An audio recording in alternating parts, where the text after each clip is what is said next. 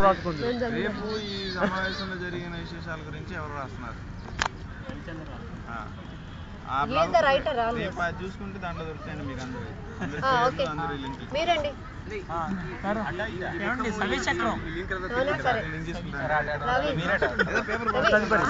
సమాజ సేవ చేస్తున్న వాళ్ళు చాలా మంది మన చుట్టూ ఉన్నారు. గాంధీ అందరికీ ఎక్కువ మంది అంటే గాంధీ, నెహ్రూ, తెరీసా ఇట్లా వాళ్ళ గురించే తెలుసు. చాలా మందికి ఏంటంటే మన పక్కనే ఉంటాడు, మన ఇంట్లోనే ఉంటాడు, మన వెనక వీధిలో ముందు వీధిలో చాలా సర్వీస్ చేసేవాళ్ళు ఉంటారు. మన లేటెస్ట్గా తాజాగా నేను సేకరించిన వివరాలు ఏంటంటే, కడపలో ఒక ముసలాయన ప్రతిరోజు ఒక బ్యాగ్ నిండా, ఓ బుట్ట నిండా మంచినీళ్ళు సీసాలు పెట్టుకుని సైకిల్ మీద అలా వెళ్తూ ఉంటాడు. ఎవరెవరికి మంచినీళ్ళు కావాలంటే వాళ్ళందరికీ ఇస్తుంటాడు. అదొక ఉచిత సేవ. ఇట్లాంటి వివరాలన్నీ సేకరించి ఈ రకంగా చేస్తున్న వివరాలన్నీ అందులో పెడతాను.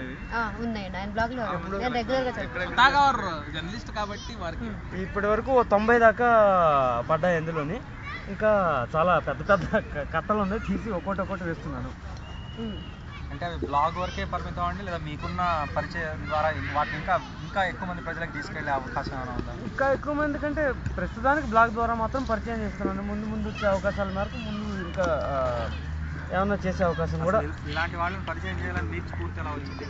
మీరు ఏదైనా మ్యాగజైన్స్ లేదా పత్రికలు అలాంటివి చదివి అలాంటి వాళ్ళు ఇంకా ఉంటుంటారు అని మీకు అనిపించాలి? అలాగే అనిపించింది. దాంతోపాటు ఏంటంటే, సమకాలీన సమాజాన్ని చూసుకుంటే రోజు రోజుకి మంచితనం పడిపోతూ ఉందన్నటువంటి విమర్శ మధ్య ఇలాంటి వాళ్ళు ఉన్నారు, పూర్తిగా కాలం చెడిపోలేదు అన్నది ఒకటి ముందుకు తీసుకురావాలనేది నా ఉద్దేశం. అదే ఇదే సందర్భంలో టైమ్ 100 మోస్ట్ ఇన్ఫ్లుయెన్షియల్ పీపుల్ అని చెప్పి అందులో కూడా ఇలానే ఒక థాయిలాండ్ లోనే ఎక్కడో ఒక కూరగాయలు అమ్ముకుని అతను కూడా 100 మందిలో పెట్టాడు.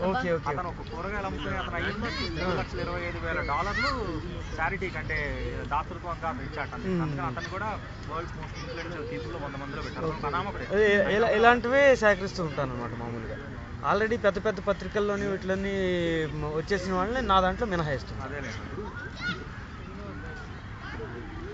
సుజాత గారు చెప్పండి. నా పేరు సుజాత అండి. మనసులో మాట అనే పేరుతో బ్లాగ్ రాస్తుంటాను. నా బ్లాగ్లో ఎక్కువగా పుస్తకాల రివ్యూలు రాస్తాను. అది కాకుండా ఇంకా కొంచెం సాంఘిక విషయాల మీద అప్పుడప్పుడు కొంచెం హ్యూమర్ కూడా రాద్దామని ప్రయత్నిస్తూ ఉంటాను. ఇక్కడ హైదరాబాద్లోనే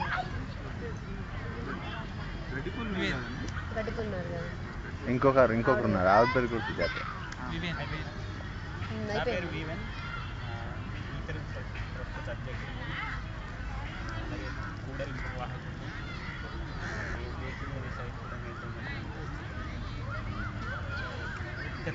స్థానికీకరణ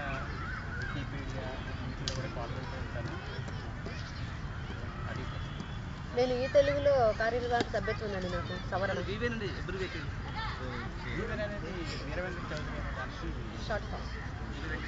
పొట్టి పేరు సంక్షిప్తనామం పొట్టి పేరు అనేది కబుర్లు ఈ తెలుగులో సెక్రటరీ సాంకేతికాల మీద రాస్తుంటాను. హ్యూమర్ రాస్తా అనుకుంటాను, కానీ చాలా తక్కువ మంది తెలుస్తుంది హ్యూమర్ అని. సమకాల విషయాలు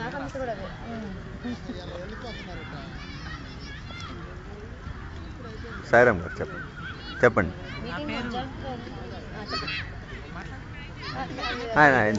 మాట్లాడుతూనే ఉంటాం.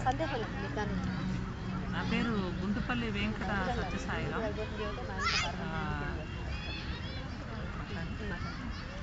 తెలుగు ఇండియా టుడేకి 2003 జనవరి నుంచి 2006 ఆఖరి వరకు కూడా జ్యోతిష్యానికి సంబంధించినటువంటి వారం వ్యాసాలు రాశాను. మంచి పేరు వచ్చింది. 2004లో రండి. నేను ఒక వాక్యం చెప్పకముందు ఆయన అబ్బా అన్నారు కాబట్టి సరిపోయింది. నేనేం చెప్పబోతున్నానంటే, 2004లో నా ఛాయాచిత్రంతో అప్పటి ఎన్నికల ఫలితాలకు సంబంధించిన ముఖాముఖి జరిగింది. అది అద్భుతమైన విజయం సాధించింది. నేను ఆ మాట చెప్పాక ఆయన అబ్బా అని ఉంటే మనకు వ్యంగ్యంగా అన్నారు, ఏమిటో అర్థమయ్యేది కాదు. మనసులో సంతోషపడ్డాడు. మా ఊరు వాడిన అభిమానంతో ఆయన అబ్బా అంటారు. అది ఆవిడ సకారాత్మకంగా అంటారు, పాజిటివ్గా. ఆ తర్వాత నేను అనేక పత్రికల్లో కూడా జ్యోతిష్యం వాస్తు సంబంధించిన వ్యాసాలు రాశాను. రాష్ట్ర వ్యాప్తంగా 110కి పైగా కేంద్రాల్లో తరగతులు నిర్వహించి చెప్పడం జరిగింది. ఇటీవల జ్యోతిష్యంలో ఒక కోర్సు ఒకటి ఏర్పాటు చేద్దాం నిర్ణయం తీసుకుని ఏర్పాటు చేయడం జరిగింది. దానికి సంబంధించి అనేక రకాల ప్రకటనలు కూడా పత్రికల్లో ఇచ్చాను.